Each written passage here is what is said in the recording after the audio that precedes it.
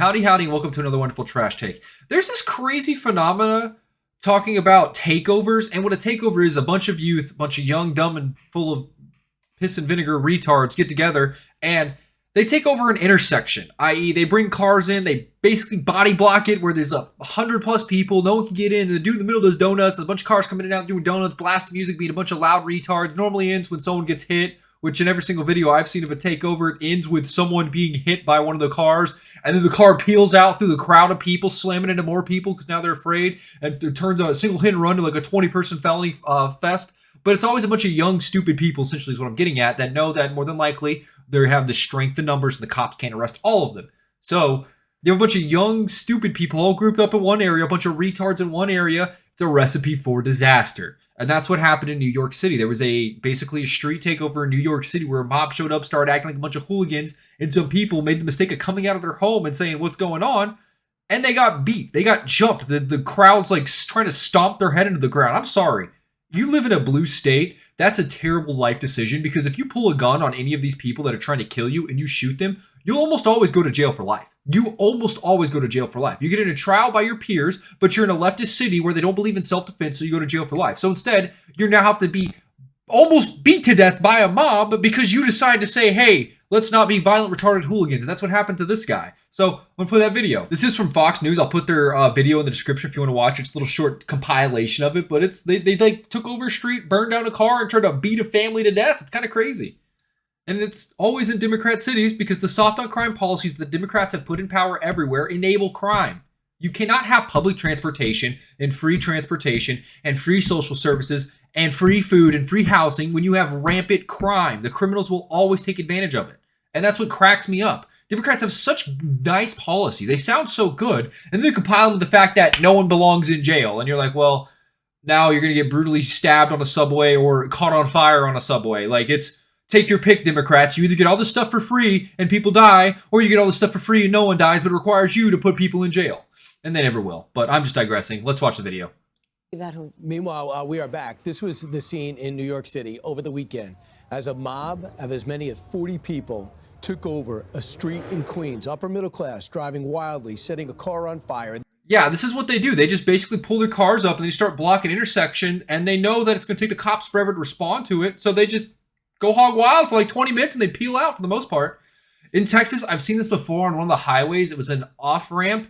But my dad and I were going back home after, I think he picked me up from the airport or something, and we got blocked behind what looked like two ghetto cars. It was like a purple car. It looked like a pimp was driving it, and then some it looked like not like a racer, but it looked like had Mother Teresa on the hood of the car. It looked like a really Mexican car is what I'd say, or like what you'd assume like a Mexican gangbanger's driving, like from the old classic movies where racially profiling people was allowed. It was like one of that. And we were confused what was happening because they were driving real slow.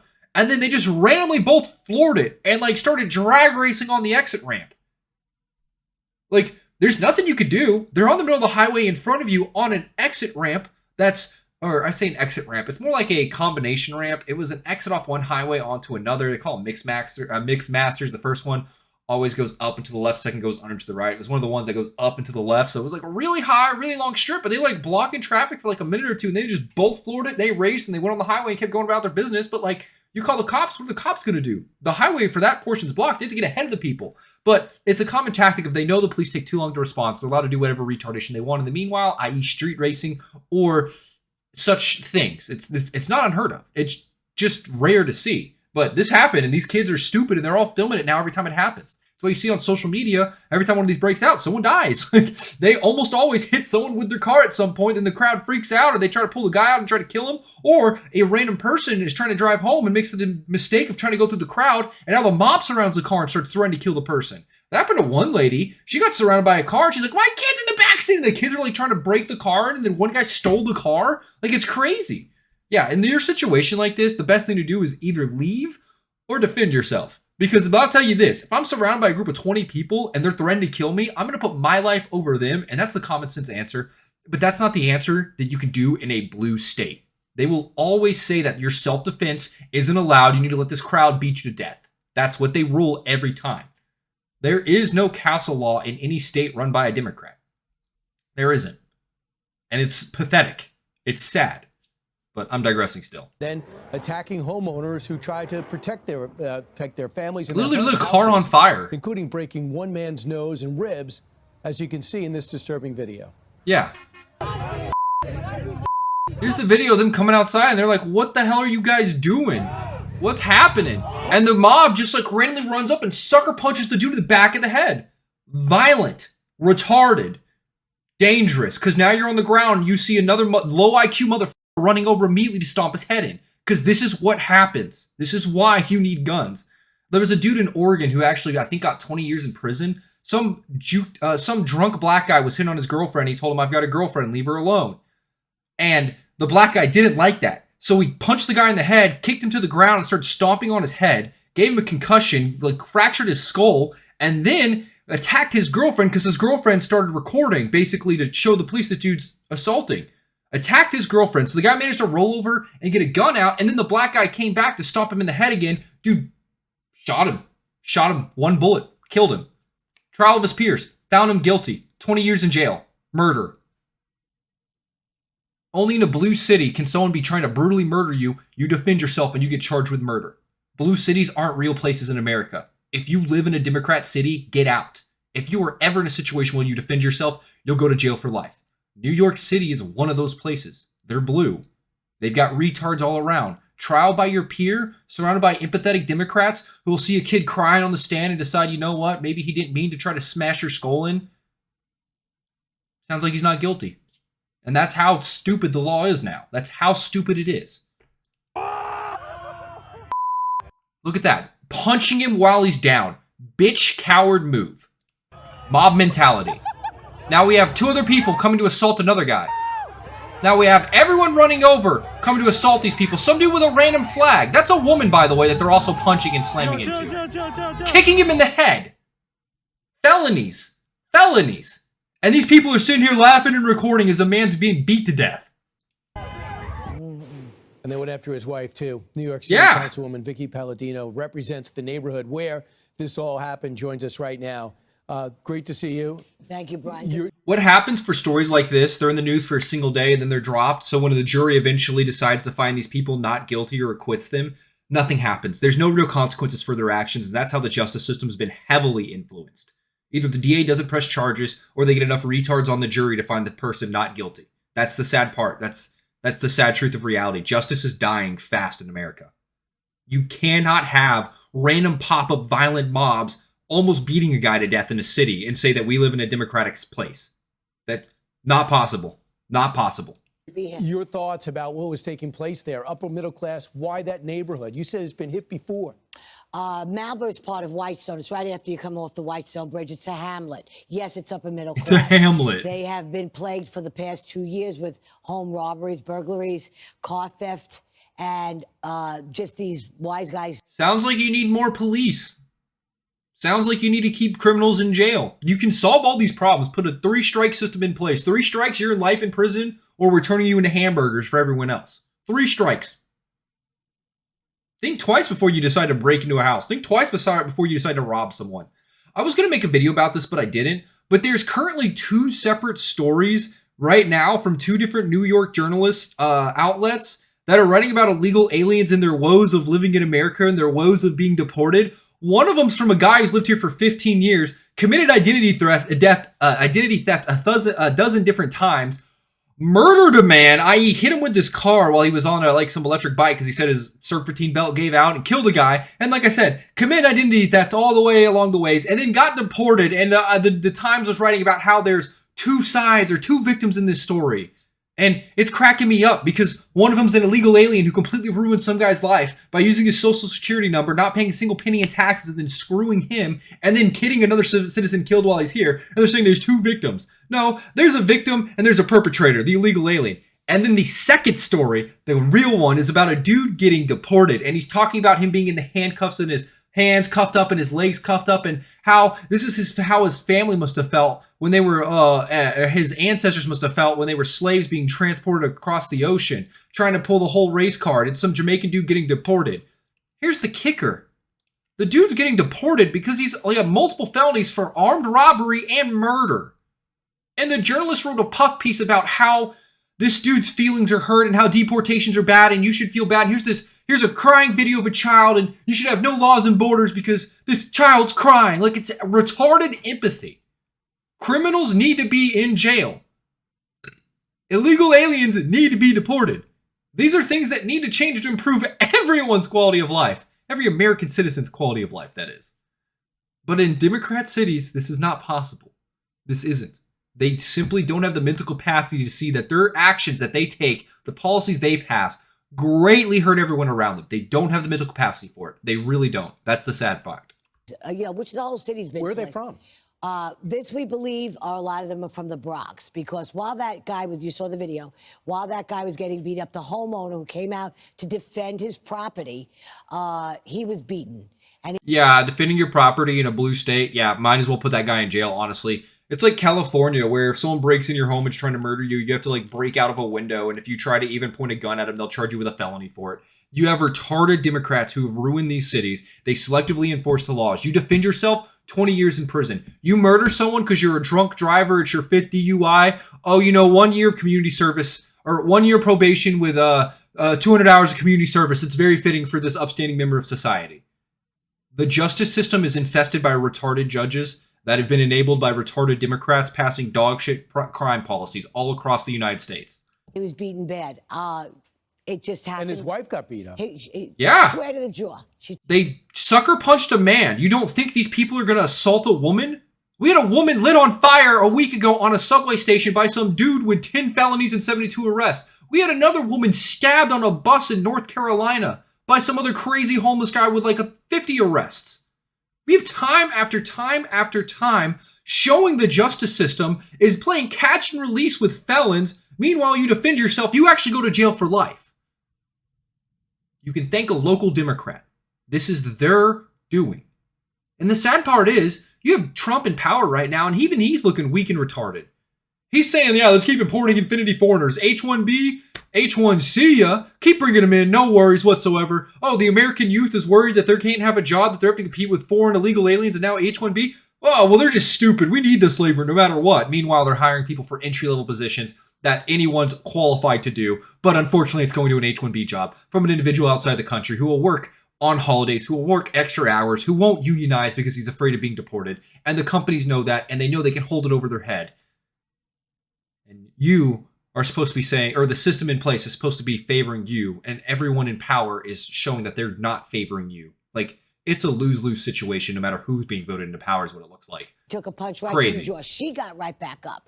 He was not so fortunate. Broken nose, broken ribs, broken shoulder, hospitalized. I got my text at 6 o'clock. Yeah, I wonder if they'll charge him for a hate crime. They won't. I can already tell you that right now. Any person that commits a crime against a white person, a bunch of people boot him, they'll never be charged for a hate crime. But if it's like a Palestinian assaults a Israeli, they'll try to charge him with a hate crime. They have a video of the people in Florida, the Christians that were like mocking some Muslims praying and slapping bacon on a Quran. They're being charged with a hate crime right now. And I feel like hate crimes are kind of, it's that weird zone where freedom of speech no longer exists. You should be able to be provocative. You should be able to call someone a retard. You should be able to make fun of someone. And there's special people who get special permissions, and it becomes a hate crime for words you say. In my book, a hate crime is an action you do against an identity or attacking someone because of their skin color. That's a hate crime. Saying something to someone should never classify as a hate crime. That's my own belief, though. The law does not agree with me, especially in Florida, apparently. But my issue is hate crimes are almost always never directly identified when it's against a white person. You had the Ukrainian refugee who got stabbed on the bus in North Carolina, Charlottesville, something like that. And he said, I got that white bitch. I got her. And Charlie Kirk accurately reported on his words. And he got called a race baiter, race mongerer, fear mongerer. He's trying to start a race war. All this crap. The dude brought race into it. We also have the crazed homeless man who just lit a white lady on fire. And did he say burn, bitch? Burn? Didn't invoke race, but this is crazy. These are mentally ill people who exist in a system that's solely been pushing out complete propaganda about DEI, about race, ethnicity being the only thing that matters. Your identity is everything to you. If you're black, you get special privilege. If you're white, you're the Antichrist. You have a system where so many retarded journalists spew absolute propaganda that people are buying it. That's the sad part. People are buying it. And it's causing people to become racist. It needs to end. In the morning from Blake, who was beaten up. But the response time was not great. No, the response time could have been better. There's a series of reasons for why this response time was not its usual 6 minutes. I was able to get from my district what we call the satellite district, because the 109 is tremendous now. It takes up a lot. Notice how she's saying 6-minute response time. That's reasonable. Now she's saying it's tremendous. She's down. She's kind of like tiptoeing around here. She's trying to frame it as they're doing the best they can. Reality of the situation is the reason why they're probably underfunded is because Democrats at some point did a hashtag defund the police campaign like they always do. Ruin what it means to be a cop. Get them paid less. Give them less protections. And put them in a worse situation where if they actually do defend themselves, they end up in jail or worse. That's why body cam footage has been an absolute godsend. It shows every time some pillar of the community tries to brutally murder a cop and everyone comes out and says, they never did anything wrong. This cop was being racist. Now, here's the video footage of it, and it shows a cop almost being brutally murdered by some crazed homeless crackhead or some crazed person who's completely off their rocker trying to brutally murder them. And then it shuts down all communications. It shuts down all the lying bullshit that happens around this. Because a lot of people will instantly just say race no matter what. And that's the reason why is because the media eats it up hook, line, and sinker. If you want to look at actual statistics, look at the number of cops that killed black people versus cops that killed white people, and then tell me there's a real hate crime epidemic in America. A lot of Flushing. Not to bore you with the details, it became a metropolis in its own.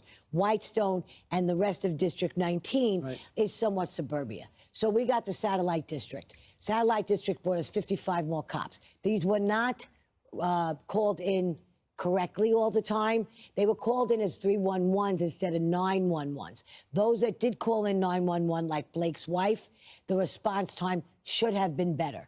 They logged it out at 12. So she's saying that there's also some people called the wrong number, but she called the right number, but it wasn't quick enough anyway. So what? She's making an excuse of why this could have happened, but then immediately pointing out that's not what technically happened in this case. So then what you said was useless, and you're just trying to downplay the fact that the police aren't responding, and a man's got 20 broken bones, and his wife got assaulted while a car was burned in the middle of an intersection. 28 minutes. Wow. So this group comes in, younger people, target this area, speeding around the neighborhood, and then did they start ransacking houses? Well, no, they did not. What they did was they pulled in, they knew exactly, this was a planned attack. Yeah, it's a bunch of fucking retards on social media saying, let's meet here, let's do some crazy shit, or text messages. Arrest them, subpoena their devices, find collaborators, charge them all, full extent of the law. Put them in jail 20 years. My solution to most things, you assault someone, jail, 20 years. Not self-defense, 20 years. Self-defense, 0. Robbing someone with a weapon, 20 years. Robbing a store, 5 years. Like, you can just solve a lot of these problems, 5, 10, 15, 20. You do something like child predator, that's death penalty, immediately. You would fix so many issues in this world immediately. And I'm tired of acting like this isn't a solution. It's a solution. Our country's run by a bunch of retarded cowards who are afraid to admit that a small percent of the population is literally holding the rest of the a small percentage of the population is holding the rest of the population hostage. That's what's happening here. This was all preempted. They were prepared to do exactly what they did. They blocked off certain intersections of Malba, which is very, very, no sidewalks. It's a beautiful area. And they blocked it off. There's a circle. So while this guy's getting beat up here, the car was set on fire. I want you to hear what Madami said about crime in New York City and getting more cops. This is what he said on Meet the Press on Sunday. Yeah, first he said he wants to defund the police. Then he said he wants less police responding to domestic call violence, which he's now corrected himself. He wants to hire more domestic response experts opposed to police. He doesn't want less police. But he's also said he wants to defund jail, or like, not defund jail, but like abolish prisons. Yeah, abolish prisons. Like, that's not going to fix this problem. These people need to be in jail for like 20 years. That would fix this problem. They'll think twice before closing down an intersection, burning a car, and then almost beating a man to death. They'll think twice. At least if they have the mental capacity to think It won't happen. And if they don't have the mental capacity to think, they'll be in jail for 20 years. So they'll get to do it once, and you won't have to see them until they're an adult, and they'll more than likely do it again, and then they go right back for another 20. 40 years gone just like that. Mm-hmm. That I think the number we have had budgeted of 35,000 officers is a sufficient number. What we have to do, however, is allow those officers to focus on policing. And what I mean... Yeah. This is what I was saying. This is exactly what I was saying. He on the campaign trail, he said he wants less cops responding to domestic violence, and he didn't clarify, and everyone took that as you want less police force entirely. But no, he's saying he wants to hire like a special sect of people responding. By that is that in 2020, the response time for the NYPD was less than 11 minutes. Today, it's closer to 16 minutes. Large part of that is because officers are now having to deal with 200,000 mental health calls a year. And so our proposal... Well, yeah, because your city doesn't put mental health people in jail. They let them run free till they kill someone. Same thing with Chicago. Same thing with Charlottesville, North Carolina. The underlying factor for that is because of your judges, because of the policies you put forward. Say you, the Democrats policies, the Democrat judges. The ones that use their empathy to let a 10 times felon off on an ankle monitor after he just brutally assaulted someone. And then he burns a woman alive on a subway in Chicago. Like it's not a Republican that did that, I can tell you that. Is create a Department of Community Safety, task it with the mental health crisis, the homelessness crisis, and allow officers to focus on serious crimes. Is that a good plan? What happens when you show up to a mental health crisis and it's a dude with a knife who then immediately starts murdering the agents? What happens then? Are they going to have guns? Are they going to be trained like the police? That's the reason why you have the cops show up. They have body cam footage. They are trained and they have weapons. And they have the protection to when they do put some savage retard down that they don't have to be sued or go to jail for the rest of their life. Will the mental health professionals have that same protection? I highly doubt. Sounds real good, doesn't it? Why don't we ask who he just hired as his to head up public safety? He just hired Alex Vitale. Who No is idea who Alex that is. Vitale? Alex Vitale authored a book called Abolish Policing. Yeah, so he's another anti-police tard. Okay. Right, so he's talking out of two sides of his mouth. This is going to be a wait-and-see mayor. Gotcha. Okay, as soon as Jack... This is the shutdown, by the way. One cop responded. We saw like 10 cars blocking off intersections. That cop's not stopping a single person. They're all going home. The only thing you can hope is that they got enough information to track these people down and charge them at a later date. That's all you can hope. There's a man with 6 different broken bones. A wife's been assaulted. No one's arrested.